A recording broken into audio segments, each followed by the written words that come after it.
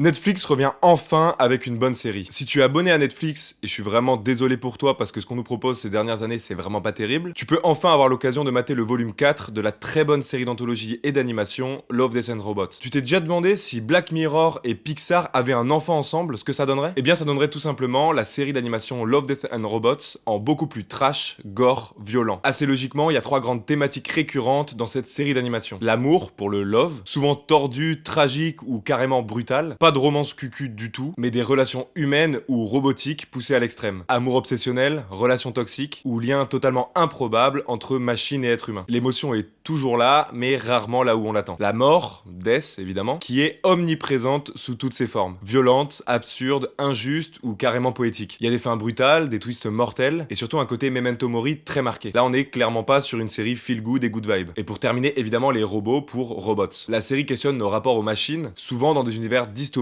et ou futuristes. Ça aborde, je sais pas, l'autonomie des IA, la conscience artificielle ou juste des robots débiles qui commentent notre société. Le petit plus, c'est que chaque épisode a son animation qui lui est propre. Les plus grands studios du monde se sont vus gérer un ou plusieurs épisodes et ça permet vraiment d'avoir une richesse de dingue dans les styles, les genres et les techniques d'animation. Chaque épisode est clairement une vitrine du savoir-faire des plus grands studios d'animation du monde. Donc que ce soit sur le fond, mais même sur la forme. Tout est super bien travaillé et tout est unique. Le plus beau dans tout ça, c'est que Netflix a laissé une liberté totale à ses studios. Il y a zéro contrainte de ton, de durée et de style graphique. Donc chaque studio se lâche et montre vraiment ce qu'il est capable de faire. Bon, parfois c'est une claque, parfois c'est un peu chelou, mais dans tous les cas, ça reste super intéressant. Parmi les studios qui ont bossé sur certains épisodes, il y a un peu de tout. Il y a les mecs qui sont derrière les clips de Gorillaz, il y a des mecs qui ont bossé sur des animés, donc dans un style beaucoup plus japonais, ou encore il y a les mecs qui ont travaillé sur le dernier Spider-Man Into the Spider-Verse. Bref, encore une fois, il y a un petit peu de tout, et c'est ça qui fait la richesse de la série. Ah, et pour la petite histoire, une série d'anthologie, c'est un format de série où chaque saison ou épisode a son histoire propre. Donc il n'y a pas de suite ou de réel lien entre les épisodes ou les saisons. Le point réellement commun, c'est le ton commun qu'il y a entre les épisodes. Parmi les séries d'anthologie les plus connues et les plus récentes que tu connais forcément, il y a Black Mirror, The White Lotus ou encore True Detective. Bref, quand j'ai découvert le volume 1 de Love, Death and Robots il y a quelques années, j'ai tout de suite compris qu'elle allait s'imposer comme une série classique dans son genre. Donc je suis très heureux que le volume 4 ait débarqué et je t'invite à aller le voir et à me dire ton épisode préféré dans les commentaires. Tu me remercieras plus tard. Allez, bisous.